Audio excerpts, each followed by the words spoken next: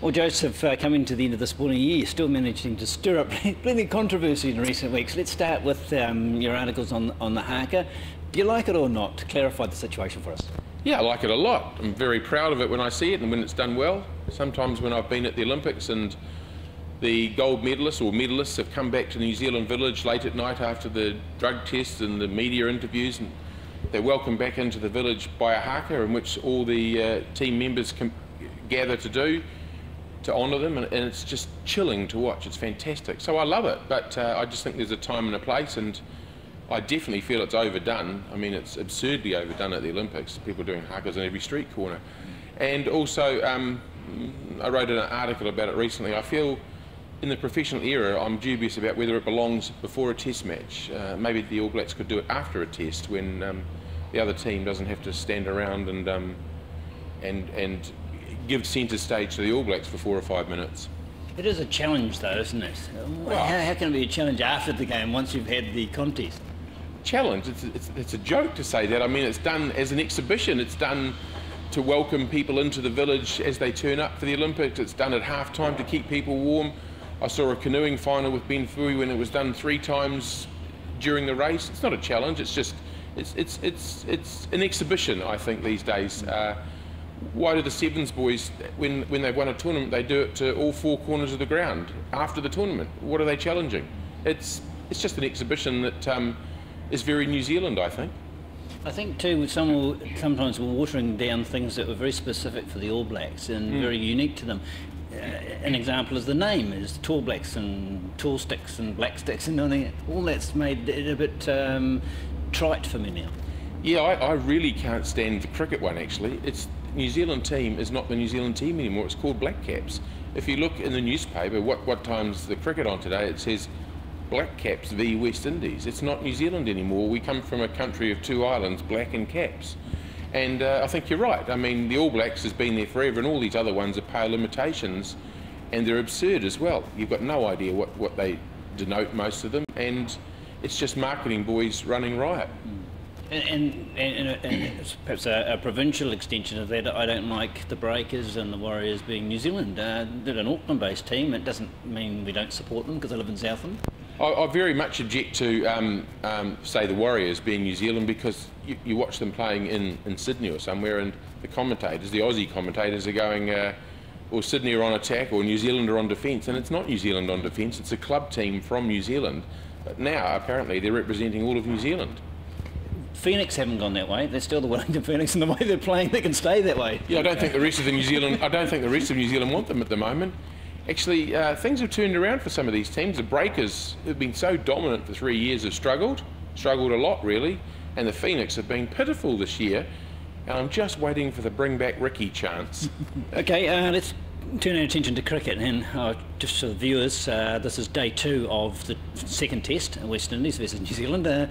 Sum up so far New Zealand's performance. We've had a number of centuries already, and that's promising. Yeah, well, we've had a double and a single from Ross Taylor, so that's very nice. He is the best bat in the team, though, so it's good that he's making runs. And McCullum made 100, which was timely. I thought that the first test, I thought we should have won it. I think it was a test match thrown away. It was set up so well over the first 3 days. We didn't field well enough, we didn't bowl well enough, and at the end I didn't think we batted with enough urgency in the last half hour before tea. End up conceding a draw when we should be 1-0 up in the series. So, I mean, New Zealand doesn't win that many cricket tests, and to get into such a dominant position and not come away with a win, I thought it was disappointing. The follow-on decision, it's easy to look back and criticise, but it seemed logical to me given the strength of the position and the time that had passed. I thought it was the right decision. I mean, we hadn't bowled long. It's not like the bowlers had been flogged out there for 2.5 days and then McCullum had said, let's go out and do it again. I mean, they hadn't even bowled, they bowled about 50 overs. It wasn't too much at all. Fine, it was 1 session of a day's play. Had gone, so that the bowlers were not tired. That wasn't the problem. They didn't bowl that well, and when they dropped catches, even then, and with a double 100 by Bravo, even with all that, New Zealand still should have won that match.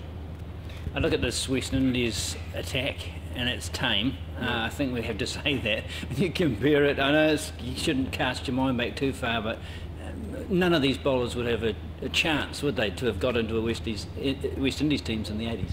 Oh, they wouldn't even be net bowlers. It's funny, you watch that test match, the first test match in Dunedin, I'm watching on the TV, and they're flicking across to the Ashes, and I'm watching Peterson and Cook ducking and diving while Johnson and Siddle and Ryan Harris are coming at them, and I'm thinking this is 2 levels of test cricket going on here. And it's, they don't seem to have the players coming through, the bowlers in particular. They've got a few reasonable bats, but we keep saying West Indies cricket will bounce back, but will it?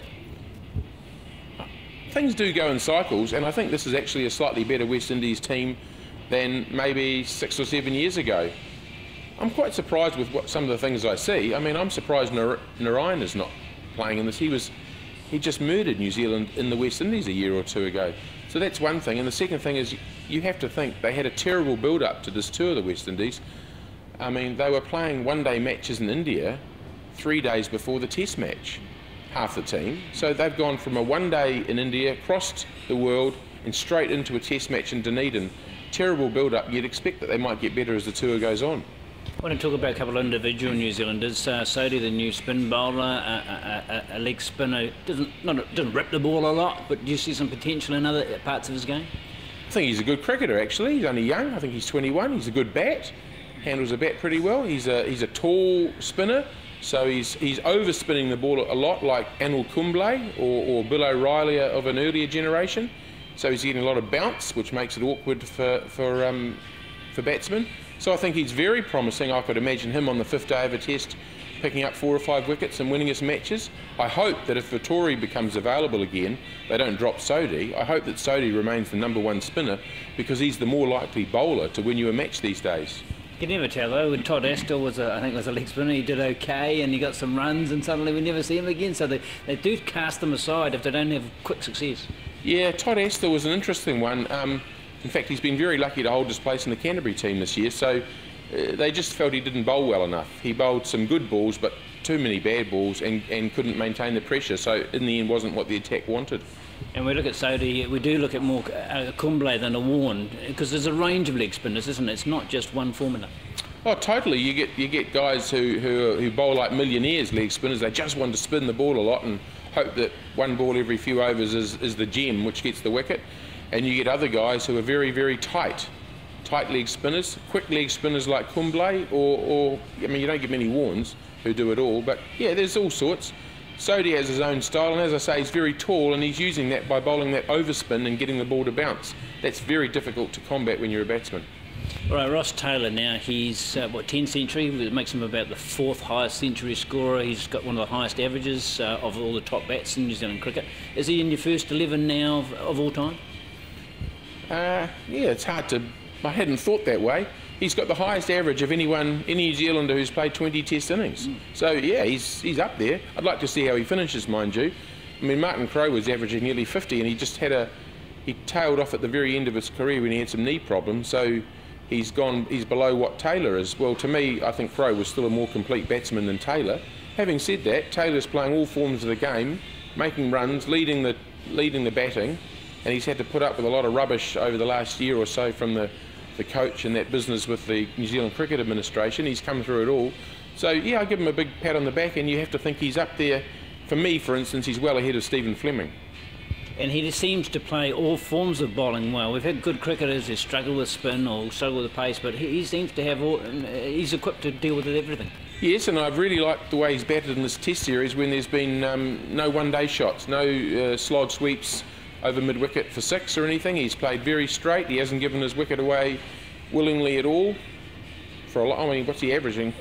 After 3 innings in the Test series, he's averaging 350. So yeah, I think he's adapting to the form of the game he's playing extremely well.